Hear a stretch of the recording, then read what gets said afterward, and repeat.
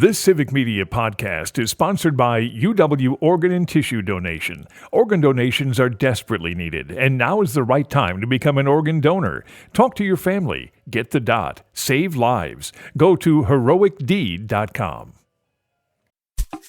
This is your WMDX Daily News Roundup for Mad Radio 92.7 FM and 1580 AM in Madison.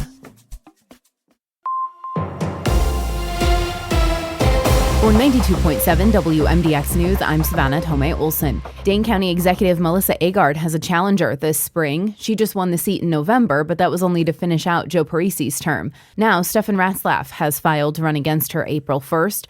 Ratzlaff is a salesman at Steinhafels. His campaign is based on lowering property taxes. He's previously run for state assembly twice, both times as an independent. Meanwhile, we now know Madison's District 18 will have a new alder. That's the area currently represented by Charles Miadze. He's currently facing a handful of charges, including strangulation and suffocation, substantial battery, and false imprisonment. Multiple women have accused him of harassment and abuse, and an independent investigation found them credible. Miadze has been censured by the Common Council and removed from his committees, but he had waffled on whether he'd run for re-election. We got our answer when he missed last week's filing deadline, so it was extended until Friday at 5 p.m. 3 people are now vying for his seat: Carmela Glenn, Anthony McNally, and Kevin Monroe.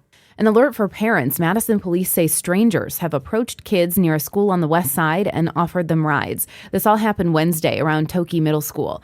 Authorities say a student was walking to school by themselves when a man pulled up and said he was a driver for a rideshare company and offered them a ride to school. The student told police he was white and drove a silver or gray sedan. That same day, a group of kids was walking to school when a man stopped them. They said he told them to get in the car for a ride. Those students said he was black and drove a silver or gray sedan.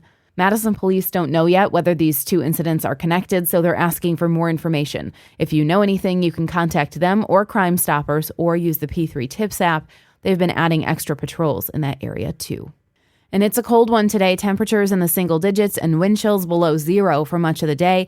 And we'll have pretty much the same thing tonight into tomorrow. Temperatures may dip below 0, meaning it may feel like -20 when we wake up in the morning. Governor Tony Evers has declared an energy emergency in Wisconsin. Winter weather around the region is impacting residential heating fuel, including heating oil and propane. The Public Service Commission's Office of Energy Innovation says that multiple suppliers report challenges like long lines at terminals and having to drive farther distances to collect needed products. Evers' executive order will allow suppliers to get caught up. And the price of gas has dropped. Here in Wisconsin, our price per gallon is lower than the national average. Melissa Kay has more. Gas prices fell 3.9 cents last week. The average across the state is $2.97 today. This is 0.8 cents higher than a month ago and 3.2 cents per gallon higher than this time last year. Officials at Gas Buddy say it's been a relatively quiet week with little overall movement on the national average. However, the cold temperatures could impact prices if refiners face disruptions. Oil prices have climbed to their highest level since October, which could soon lead to more noticeable increases in gas prices. Once refinery maintenance season hits and refiners reduce gasoline production, motorists could see increases at the pump. Today in Dane County, on average, a gallon of regular will cost you about $2.79, but some spots have it for as low as $2.59. And Congress passed an extension of the Farm Bill of relief for many farmers, but that means they're working with benefits and prices that were negotiated 6 years ago. On top of that, President-elect Donald Trump has promised to cut government costs across the board. Add potential tariffs to the equation, and experts are worried about the agriculture industry. Paul Mitchell, ag and economics professor at UW-Madison. So my real worry is that agriculture will be collateral damage for the new administration as they pursue other political priorities where, agriculture is not their number one priority. And they will take the cost of agricultural hurt to address these issues they want to address that would partly help them get elected. Old prices aren't the only problem with extending the Farm Bill. Mitchell says crop insurance and conservation programs are at risk too. SNAP is also at risk, even though it's already offering benefits too low to help those who need them, according to the Urban Institute. Wisconsin now has its first federally funded electric vehicle charging stations, and more are on the way. They've opened in Chippewa Falls, Menominee, and Ashland, all at Quick Trip locations. And more are coming near us. They'll be in Baraboo, Beaver Dam, Delavan, Edgerton, Janesville, and Portage. About half of them are at Quick Trip locations. The chain is facilitating EV charging with a new app called Quick Charge. But Wisconsin is lagging behind in EV adoption. They make up only about 1% of cars on the road here. Misconceptions about costs, maintenance, and performance are top of mind for hesitant buyers. About 30% of Wisconsinites live in rural areas, and for them, accessibility is one of the biggest issues. Jeremiah Brockman with the Wisconsin Electric Vehicle Association says some spots don't have enough charging stations. Part of the problem, too, is you have more farmland in rural areas, and if you spend the entire day out on a farm and you're driving around your, many acres of land, you worry about where you're going to charge your vehicle at that point. And I think that's another hurdle. Compared to neighboring states, Wisconsin has significantly fewer. In an effort to help bolster the state's EV infrastructure, Wisconsin passed a law last year to install a network of 65 stations nationwide. The plan is to install them every 50 miles along the interstate system and major highways this year. Meanwhile, for businesses who are putting in charging stations, the state of Wisconsin has changed how they're taxed. Most businesses will now have to register an EV charging station and pay 3 cents per kilowatt hour delivered. Everyday owners of EVs and charging stations at their homes are not subject to this new tax or registration. It started January 1st. It mostly applies to ones at businesses, even ones where they're not used by the public. I'm Savannah Tomei Olson. You're listening to 92.7 WMDX News.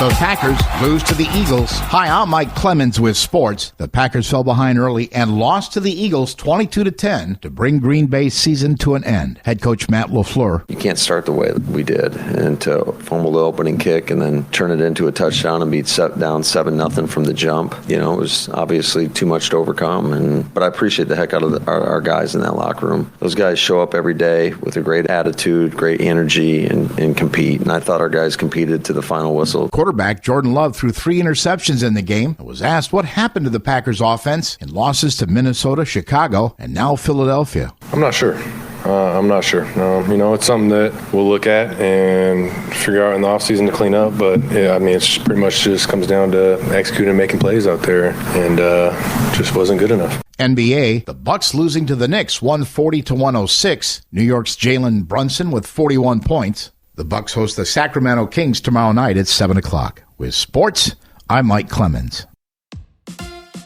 On your entertainment beat, I'm Pete Schwaba. There have been many tragic stories about celebrities losing their homes in the Los Angeles wildfires. One celebrity, Sharon Stone, is going above and beyond to help those who have nothing as a result of the catastrophe. The Oscar-winning actress set up a co-op in her home where people can drop off clothes and food and has multiple friends and family who are homeless staying with her. Stone is also setting up a shelter for evacuees. Nice story. The film Better Man follows the life and adventures of a cocaine-snorting and sex-addicted monkey. The character is narrated by British pop sensation Robbie Williams because it's Williams who is being portrayed by the monkey. Williams told the Associated Press that the CGI monkey was cast perfectly because the film is full of his struggles with fame, addiction, and depression. And Williams says his character is more sympathetic that way as audiences care more for animals than humans. That is brilliant, makes total sense, and is sad all at the same time. Audrey Hepburn is considered one of the greatest movie stars of all time. Ariana Grande is just getting started with her big screen career comparatively, but there are rumors that she might play the iconic classic Hollywood Oscar winner in an upcoming biopic. Nothing has been confirmed, but it sounds like the Wicked actress is really interested in such a role, telling Access Hollywood that she has always been enamored with old Hollywood. Speaking of Grande, Wicked was just released on video on demand, and it's no surprise that one of the biggest movies of 2024 is seeing sales through the roof. The film is now available to stream in the US and Canada. Wicked pulled in $26 million on its first day of digital release, according to Variety, and ended up with $70 million after its first week.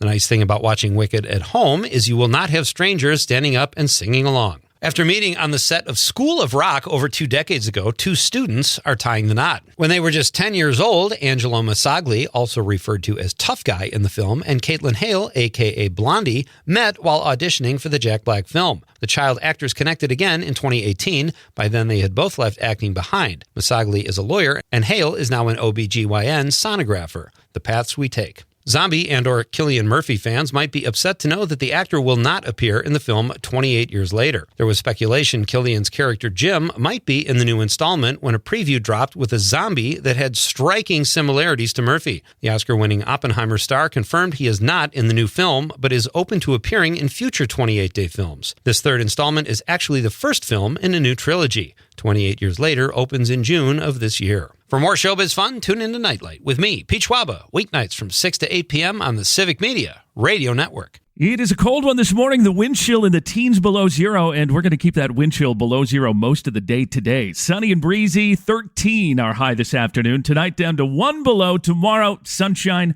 12 for a high tomorrow. We're back into the low 20s by Wednesday. I'm meteorologist Sean Cable. Currently, it's 3 above. That's your WMDX Daily News Roundup from Civic Media. Subscribe to this podcast on Spotify, Apple, or wherever you find your podcasts. Find more news at mad.radio. The national news cycle never stops, but it can be hard to find news about your local community. Civic Media is dedicated to providing quality local and state news coverage across Wisconsin. With the Civic Media app, you can get notifications about local stories that matter to you and your community. Find the free Civic Media app in your phone's app store and choose notifications from the menu to tell us what kind of news you want to hear about.